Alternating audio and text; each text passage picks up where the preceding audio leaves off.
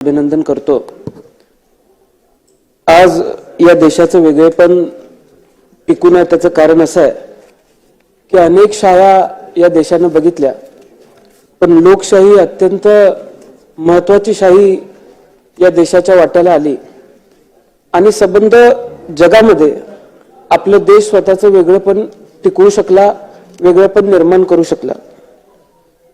त्याचं दुसरंही कारण असं आहे की संसदीय पद्धत जी आपण कमावली त्या संसदीय पद्धतीमुळे आपल्या लोकशाहीला एक वेगळं महत्त्व निर्माण झालं। डॉक्टर बाबासाहेब आंबेडकरांनी जो एक मताचा अधिकार आपल्याला सर्वांना दिला, त्या एक मताच्या माध्यमातून आपण जो अधिकार आपल्याला मिळाला त्याच्या माध्यमातून इथे सर्व सन्माननीय सदस्य बसलेले आहेत। अध्यक्ष महोदय, मी आपलं अभिनंदन करत असताना आपल्याला विनंती करेन की आपण जसा सर्वात तरुण अध्यक्ष होण्याचा मान पटकावलेला आहे तसा मी सुद्धा सर्वात तरुण सदस्य म्हणून या विधिमंडळामध्ये बसण्याचा मान पटकावलेला आहे। त्यामुळे तरुण अध्यक्ष म्हणून तुमचं सर्वात तरुण विधिमंडळाच्या सदस्याकडे बारीकपणाने लक्ष असेल अशी विनंती सुद्धा मी आज या ठिकाणी करतो। त्याचबरोबर अध्यक्ष महोदय, तुमचं लक्ष माझ्याकडे असावं याचं दुसरं कारण असं आहे की आपण सुद्धा एक निष्णात वकील आहात, आम्ही सुद्धा वकिली पूर्ण करतोय। एक नंबर बाकावरती बसलेल्या वकिलांकडे जसं तुमचं लक्ष असतं तसं याही वकिलाकडे लक्ष असू दे अशी सुद्धा विनंती अध्यक्ष महोदय मी आपल्याला करतो। अगदी या सदनाची आपण इतिहास बघितला तर डॉक्टर स्वर्गीय मावळकर साहेब असतील यांनी 1937 साली पहिल्यांदा अध्यक्षपद भूषवलं आणि त्याच्यानंतर त्यांनी चांगलं काम केलं म्हणून लोकसभेचं अध्यक्षपद भूषवण्याची संधी सुद्धा त्यांना मिळाली। पण आपण सर्वात चांगलं काम गेल्या 5 वर्षामध्ये, गेल्या 2.5 वर्षामध्ये केलेलं आम्ही सर्वांनी बघितलं। त्यामुळं परंपरेप्रमाणे फडणवीस साहेब, आपण सुद्धा अध्यक्ष महोदयांना दिल्लीला पाठवायला काही हरकत नव्हती अशी सुद्धा विनंती मी आज या ठिकाणी करतो। मी अध्यक्ष महोदय आपल्याला एक सांगेन की या सदनाची गरिमा राखत असताना अनेक मोठी नावं या सदनामध्ये घडली, अनेक मोठी परंपरा, खूप मोठी परंपरा या सदनाने निर्माण करण्याचा प्रयत्न केला आणि तशा काळामध्ये आपली कारकीर्द जर बघितली तर आपण चांगलं काम आतापर्यंत सदस्य म्हणून केलेलंच आहे, पण या पुढच्या काळामध्ये सुद्धा विरोधी पक्षावरती आपलं लक्ष असेल।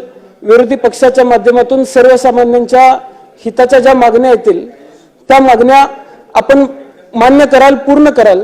आमच्या मागण्या लक्षामध्ये घेत आपण आम्हाला सुद्धा न्याय द्याल अशी विनंती मी सुद्धा या ठिकाणी करतो।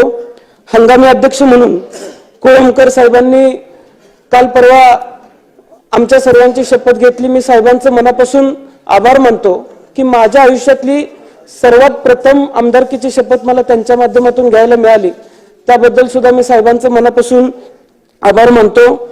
आदरणीय फडणवीस साहेबांचं सुद्धा मी मनापासून अभिनंदन करतो। फडणवीस साहेब, संत तुकारामांच्या वाणीतून एक अभंग आलेला आहे की अमृताहुनी गोड तुझे नामदेवा।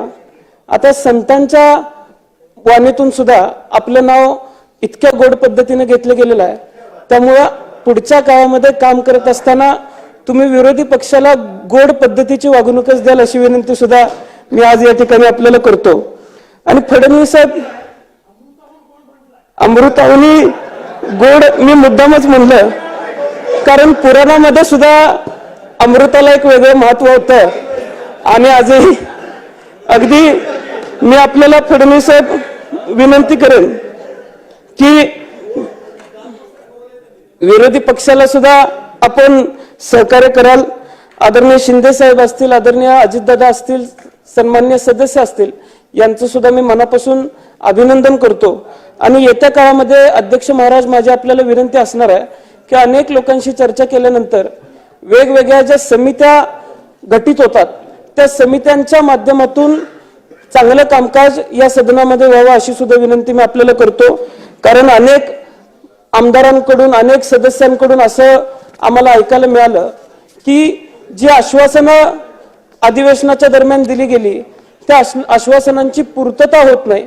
त्यामुळे आश्वासन समिती असेल किंवा इतर समित्या असतील याचं सुद्धा आपण चांगल्या पद्धतीने वचक त्यावरती ठेवावा आणि त्या माध्यमातून सन्मान्य सदस्यांना न्याय देण्याची भूमिका आपण सर्वांनी घ्यावी.